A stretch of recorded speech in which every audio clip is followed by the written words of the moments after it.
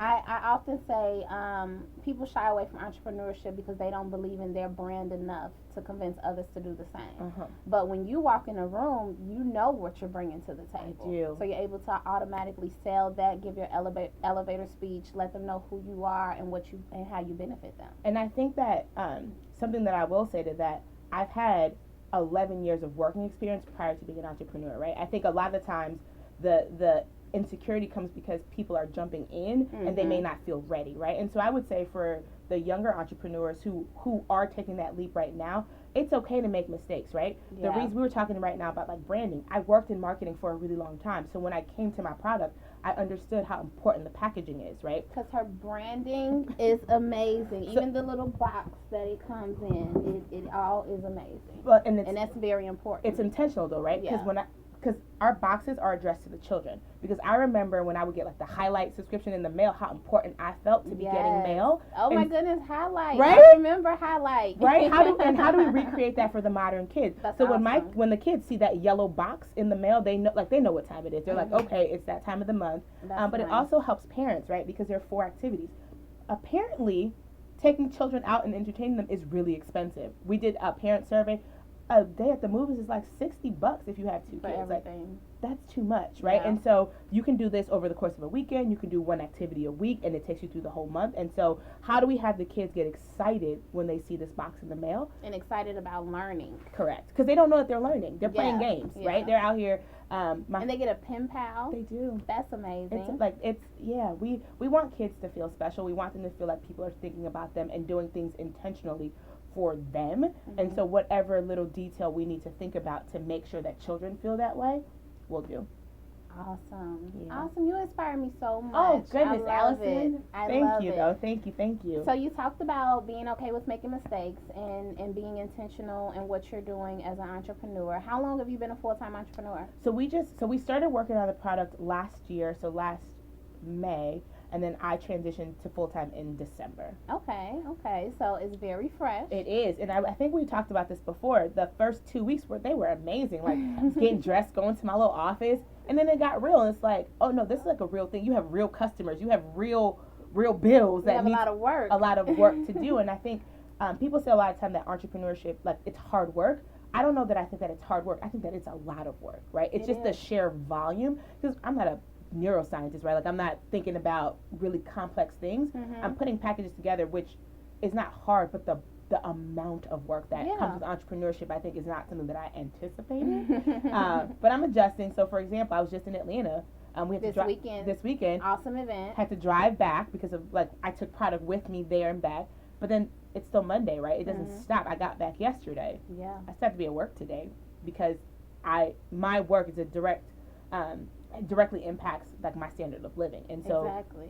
I work, it's my business. You're the one determining factor as to how you get paid, how you pay your bills, how you pay your car note, all of those And things. Entrepreneurship, as you know, is like, it's relationships, right? So a lot of my time is meetings, and the actual work gets done outside of work hours. That's what people don't understand. Like, during the day, I'm meeting with people, with potential clients. And then I have to go home and work. And I have to wake up early to make sure that it's ready. And then once everybody else goes home for the day, when they're done working their 9 to 5, is when I can start doing paperwork and start doing, prospecting, and start doing design work and start doing social media. All of that stuff happens outside of my normal 10-hour workday. Yeah. So, but I wouldn't change it though. I remember, maybe this was like the beginning of January. I was telling one of my friends, I finally realized people who say, I'm excited to go to work every day. Because I'm excited. Because you love what you do. The things on my to-do list, I'm excited to do them because I know what the impact is. The joy that comes from having a product in your head and then seeing it in real life, like, you can't replicate that. And I don't think it's priceless. And that's why I say, if you have the entrepreneurial bug, I would say do the pre-work, but then go for it. You can always go back to a regular job. Although I would say that you probably wouldn't want to. You would go back if you had to, but like now, I couldn't imagine. I've only been full time for since December. I like to say, work hard for someone else or work harder for yourself. Correct. And for me, working was like learning. Make mistakes while someone's paying me, and all of the things that I know now I can apply. Like, I've seen really good television shows being packaged, right? I know when the marketing plans that have failed. So in going towards my business, like, I know what kind of pitfalls to avoid. I worked in sales. So when I go on a sales presentation now, I'm not presenting as a new business owner because I've seen $1 million salespeople present ideas that get sold through. So when I go to, like, I would never show up for a sales call without a box or without, we had a meeting last week. My product you have to experience. So a normal lunch and learn, no, we played games.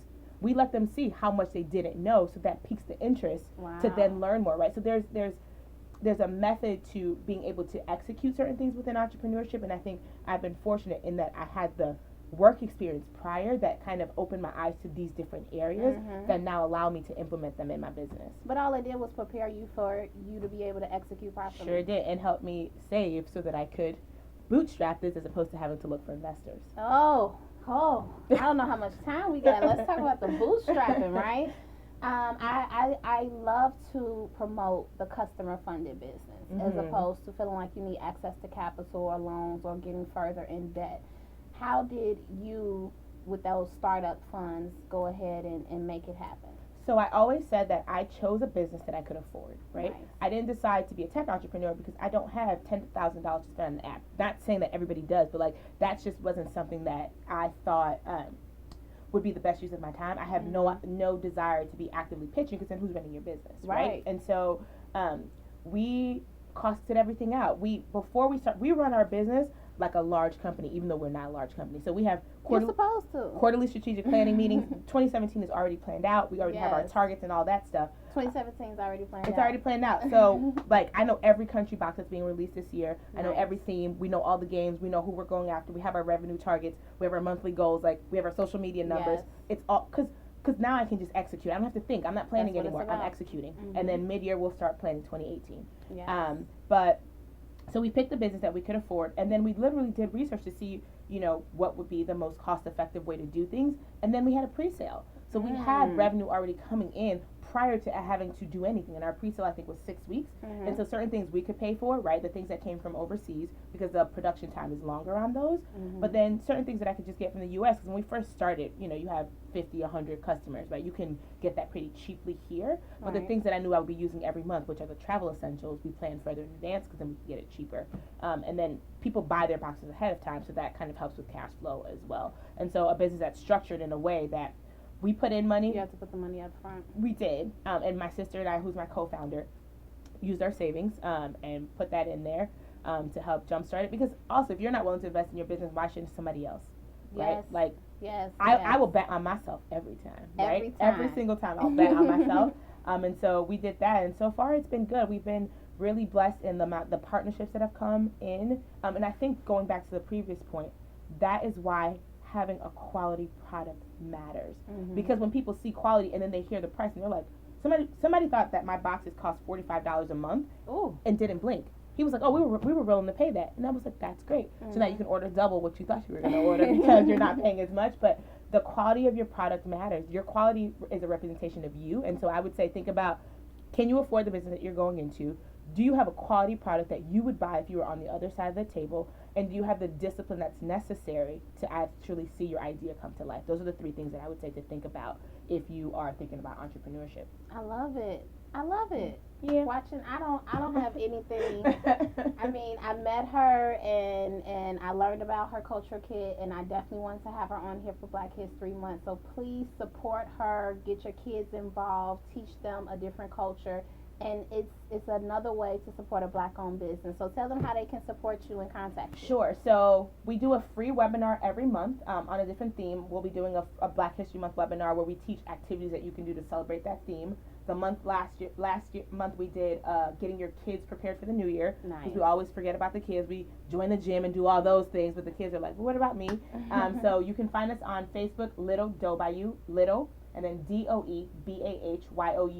And then also on Instagram at Little Doebahoyu, and the website is littledoebahoyu.com. So you can find us at any of those places, and we respond because we love our customers. So, yeah, that's what it's about. Customers bring in the money. Yeah, they do. So quality of product and customer service are the 2 most important things in any business, in my opinion. Thank you for dropping those nuggets. You are very welcome. Yes, so I will definitely be having Watching back, and I thank you guys for tuning in. Follow me on Twitter, Instagram, social media. It's Allison Renee. and hashtag Everyday Entrepreneur Vlog. So thank you guys for tuning in. Thank you guys for tuning in. See you on the web. See you on the web.